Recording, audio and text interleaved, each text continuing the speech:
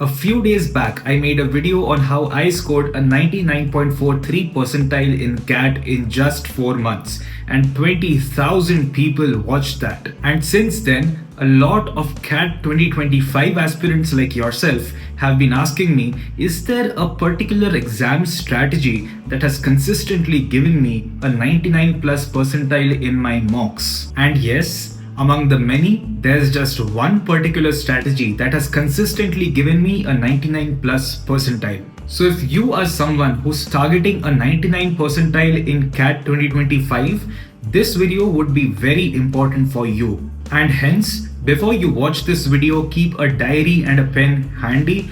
Watch through the complete video because with half knowledge, you'll mess up your scores. Alright, let's start. The exam starts with the VARC section. In many ways, this particular section defines your mood throughout the paper. So you know, you have to give it well. So this is the topper strategy for VARC. The first 2 minutes, you have to write down on your paper the questions that are VAs and the questions that are RCs. Then you have to quickly go through the first 2 lines of each RC passage to decide on an order of solving these passages. The way I did it, I used to make a table that looked just like this. And once done, you can start answering these questions. Second, and the most important part, how do you decide whether you have to start with VAs or you should start with RCs? The truth is, for maximum marks in VARC, the strategy depends on what your strengths and weaknesses are. So as you give more and more mocks, you have to keep track of whether you are strong in RCs or VAs. Accordingly, you start attempting. Personally, most 99 percentilers in CAT, including me, attempt RCs first. Typically 2 or 3 before we switch to VAs and attempt 5 or 6 VAs. And at that point, the 40 minutes allotted for this section gets over.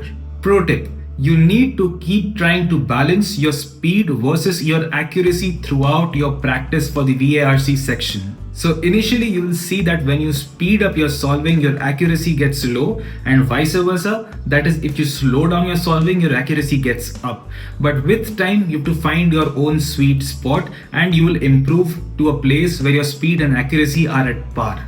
Now, before we skip into DILR, let's look at something that 95% of CAT aspirants miss but plays a huge factor on the D-Day. It's mimicking the exam environment at home. So many aspirants simply miss this step and fumble in their exam center, it's outright funny. And there's only a few simple things that you need to take care of. First, using the right rough paper and pen. This is so simple. Do not use a ruled book. Use a blank page for your rough work. Use blank notebooks for your rough work. Why? Because on the D-Day, that is on the day of the exam, you will be given a blank sheet of paper for your rough work. You won't have lines there. So you need that practice. And second, do not use expensive pens. So keep your Parker pens outside. Use a 5 rupee or a 10 rupee pen because that is exactly what you will be given on your D-Day. Second, the right posture. Keep your laptop in front of you. I had this problem with myself.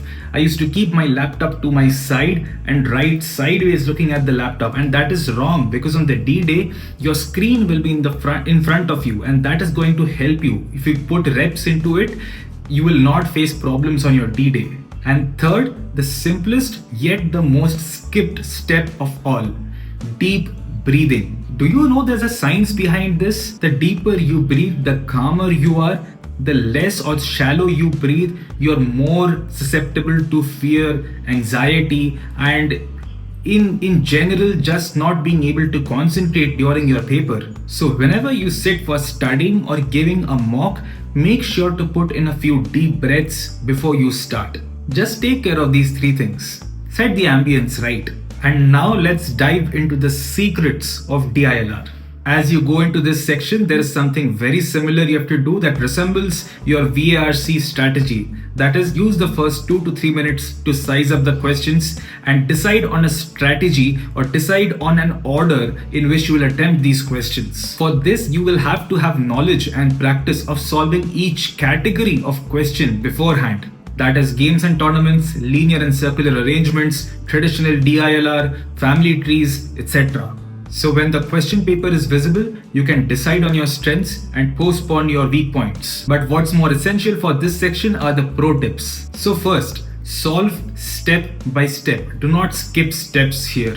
You'll simply end up wasting time. Trust me. Second, the longer is the question, the more data that is given, the easier it becomes to solve. So get into a habit of reading longer questions. Even though it feels counterintuitive, this is what works. And third, the most important, get into a habit of drawing a lot of diagrams, a lot of tables on your rough paper, and fast.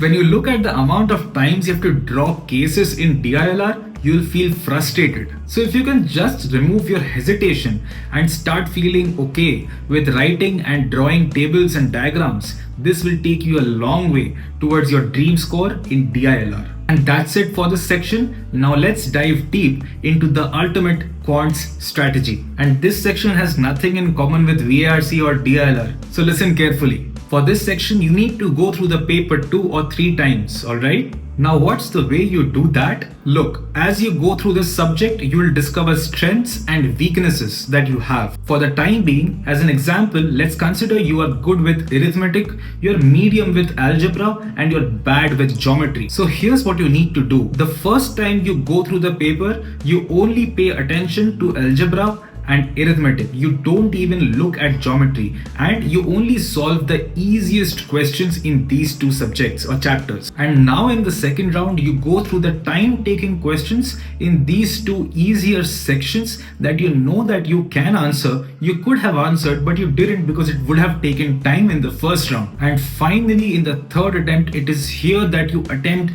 the easiest or the most doable questions of geometry. And this is exactly how the topper strategy for the CAT exam goes. And let me reiterate, this is not just me. Hundreds of CAT toppers use this exact strategy to get their best scores in their mocks as well as on their D-Day.